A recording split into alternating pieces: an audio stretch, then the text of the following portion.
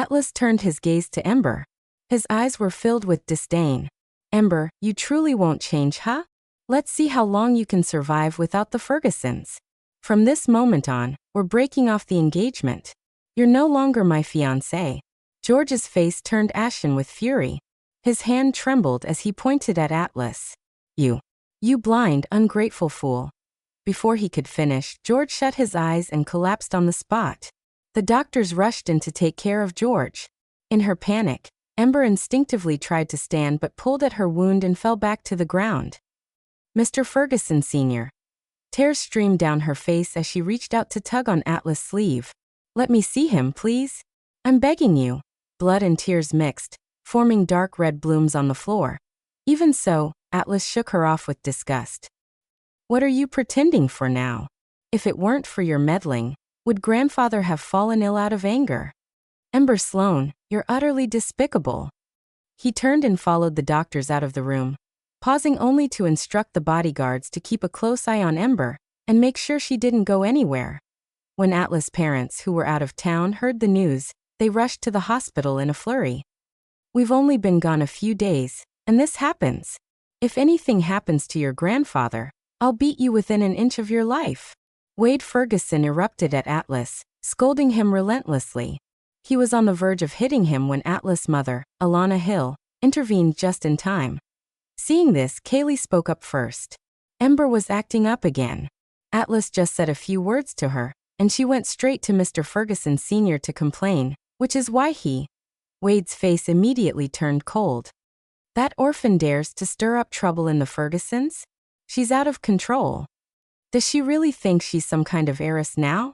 She thinks she's all that after living with our family. How delusional. Alana scoffed. Atlas frowned at Alana's words. Mom, don't say that. Ember's parents gave up their lives to save you and Dad. Enough. Wade cut him off sharply.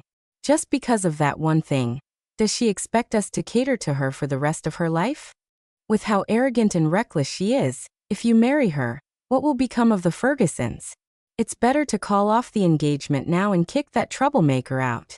Atlas' initial reaction was to refuse. He had only wanted to scare Ember into listening to him and never intended to truly discard her.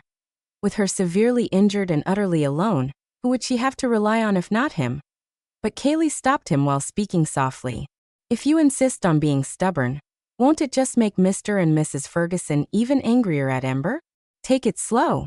After all, there's still time. She paused to think, and then offered a suggestion. Why not send Ember abroad for now? She's acting so spoiled because she's too dependent on you. This way, she can have some space to calm down. Once Mr. Ferguson Sr. recovers, we can revisit the situation.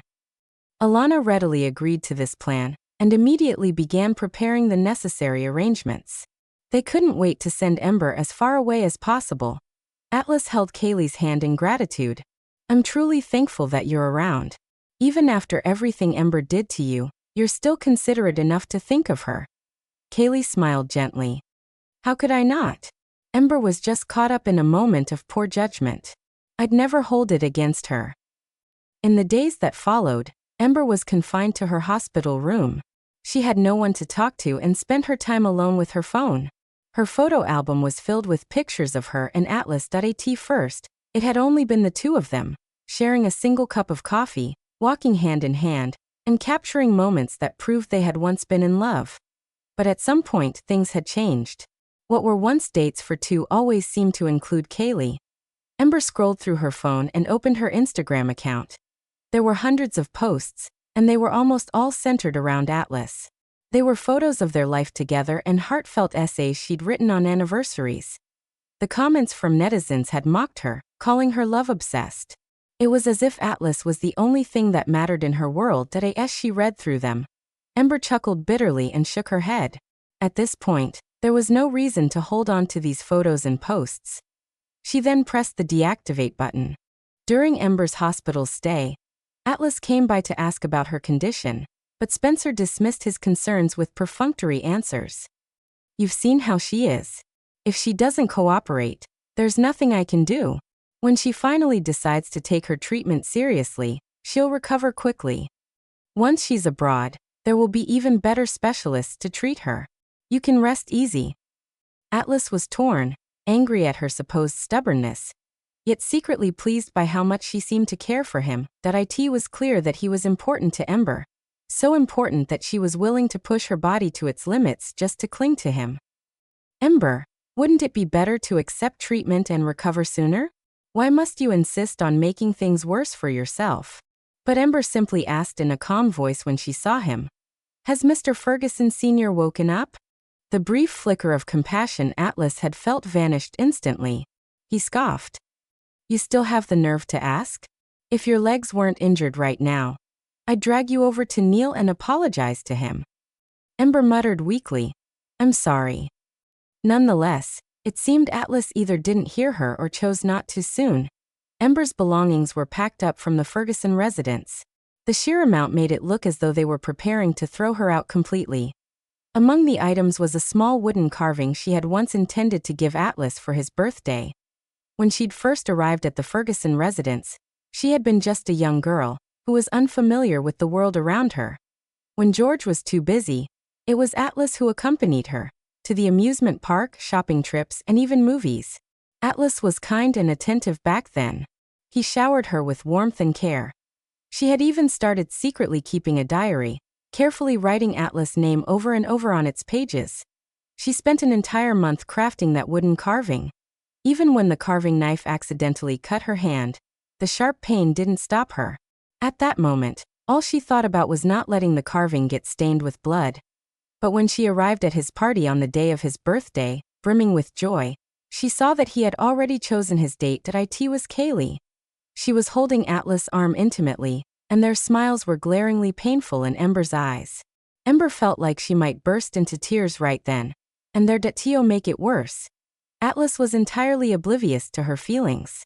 He even brought Kaylee over to her and said, Ember, this is Kaylee's first time at an event like this. Make sure to take care of her. She didn't hear the rest of his words. Overcome with sorrow and anger, she flung Atlas' hand away and ran out. She was the one who was supposed to stand by Atlas' side. She was his fiancé. Afterward, she and Atlas had a heated argument. He accused her of being unreasonable. Can you stop lashing out at everyone like a mad dog? Don't you feel embarrassed? Kaylee is my friend. Can't you show her some respect? But Ember had seen it clearly. The way Kaylee looked at him wasn't how a mere friend would. From that point on, Atlas gradually grew colder toward her. He no longer called her name in the same warm, gentle tone as before. Her heart would ache every time he addressed her with that impatient tone. The day she was stranded on the snowy mountain as her life was hanging by a thread, she sat under a tree after dragging her injured legs for miles. Consumed by despair, in the face of death, all her obsessions felt as weightless as a feather.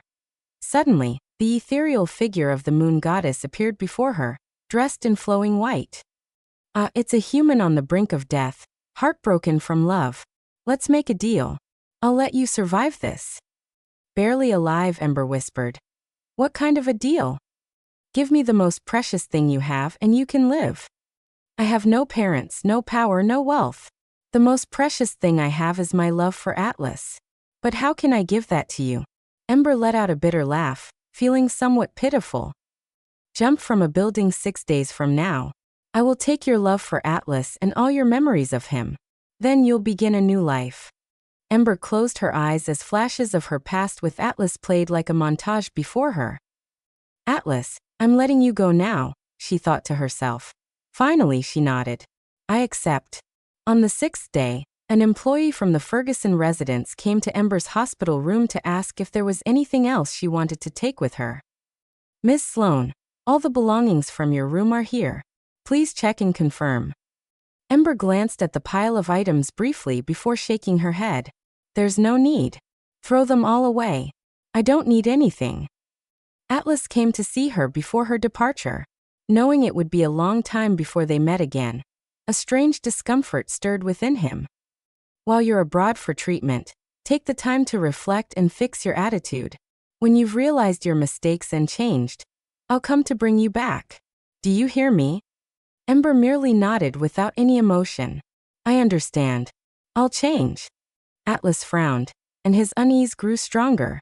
This obedient, compliant version of Ember gave him an inexplicable sense of unease that it was as if, deep down, he knew Ember wasn't supposed to be like this. At that moment, Kaylee walked in and hooked her arm through his, momentarily breaking his train of thought.